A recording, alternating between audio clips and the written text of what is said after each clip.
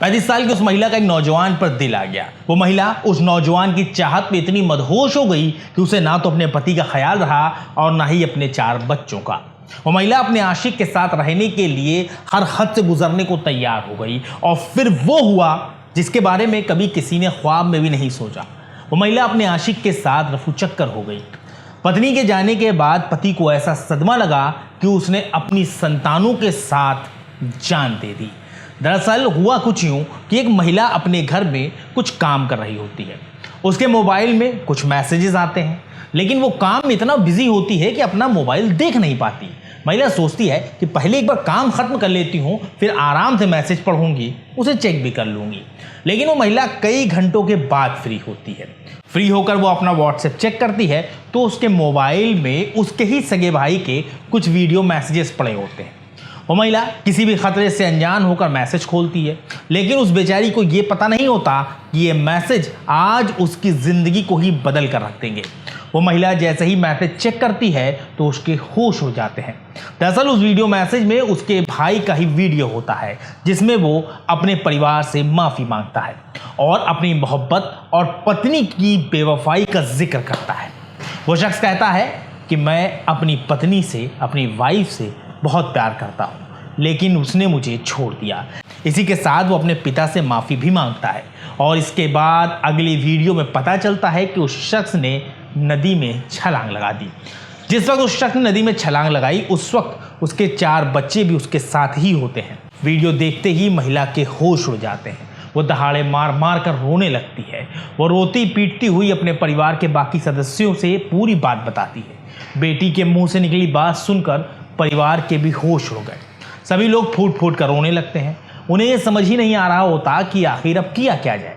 परिवार रोता पीटता हुआ तुरंत ही वीडियो भेजने वाले अपने बेटे के नंबर पर कॉल करता है, लेकिन उसका फ़ोन स्विच ऑफ होता है। इसके बाद मामले की जानकारी पुलिस को दी जाती है।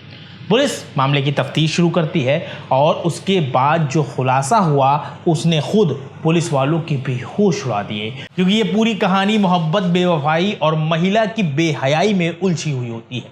दोस्तों, ये सनसनीखेज मामला यूपी के शामली जिले के कैराना इलाके की कैराना कोतवाली इलाके से आया है, जहां एक मोहल्ला पड़ता है खेल कला। 38 साल के सलमान अपनी पत्नी खुशनुमा और 4 बच्चों के साथ हंसी खुशी जिंदगी जी रहे होते हैं। दोस्तों, सलमान और खुशनुमा की शादी 14 साल पहले हुई होती, यानी उनकी शादी को 14 साल का अरसा गुजर चुका है। लेकिन करीब 3 साल पहले सलमान की पत्नी खुशनुमा की नज़रें समीर नाम के एक नौजवान से लड़ गई। समीर पास के ही जौला गांव का रहने वाला होता है। दोनों के बीच अफेयर शुरू हो गया। पत्नी खुशनुमा और समीर के अफेयर की जानकारी 7 महीने पहले सलमान को हुई। पति सलमान ने पत्नी खुशनुमा को समझाने की कोशिश की। दोस्तों, सलमान ने पत्नी से जैसे ही कहा कि देखो, तुम्हारा इस तरह किसी गैर मर्द से बात करना अच्छी बात नहीं, गांव वाले तरह तरह की बातें करते हैं। सलमान का इतना कहना था कि पत्नी खुशनुमा आपा खो बैठी और फिर दोनों में जमकर झगड़ा हुआ। दोस्तों, फिर एक दिन खुशनुमा अपने आशिक समीर के साथ घर छोड़कर भाग गई। सलमान की बहन गुलिस्ता ने बताया कि जब भाभी घर से भागी तो भाई बहुत परेशान रहने लगे। उन्होंने भाभी के बारे में पता लगाया और उन्हें वापस लाने उनके पास चले गए। दोस्तों, सलमान की बहन के मुताबिक सलमान ने अपनी पत्नी को समझाया बुझाया और घर वापस लेकर आ गए। लेकिन कुछ दिनों के बाद ही उसकी पत्नी एक बार फिर घर से भाग गई। सलमान की बहन गुलिस्ता की माने तो इस तरह उसकी भाभी कुल 4 बार घर से भाग चुकी, लेकिन हर बार भाई उन्हें समझा बुझाकर वापस ले आए। सलमान की बहन गुलिस्ता ने बताया कि 2 अक्टूबर के रोज भाई सलमान और भाभी खुशनुमा के बीच काफी झगड़ा हुआ। भाभी ने गुस्से में आकर भाई से कहा कि मैं तुम्हारे साथ रहना ही नहीं चाहती और तुम जाओ, जाकर मर जाओ। इसी के बाद भाभी 5वीं बार अपने आशिक समीर के साथ घर छोड़कर भाग गए। भाभी के भागने से भाई को इस कदर सदमा लगा कि उन्होंने इस बार वो कदम उठा लिया जिसके बारे में हम लोग सोच भी नहीं सकते। सलमान ने सिर्फ अपनी जान नहीं दी, बल्कि उससे पहले कई वीडियो भी बनाए। सलमान ने वो वीडियो अपनी बहन गुलिस्ता को ही भेजे होते हैं, लेकिन गुलिस्ता ने उन वीडियो को तकरीबन 18 घंटे के बाद देखा और फिर हंगामा शुरू हो गया।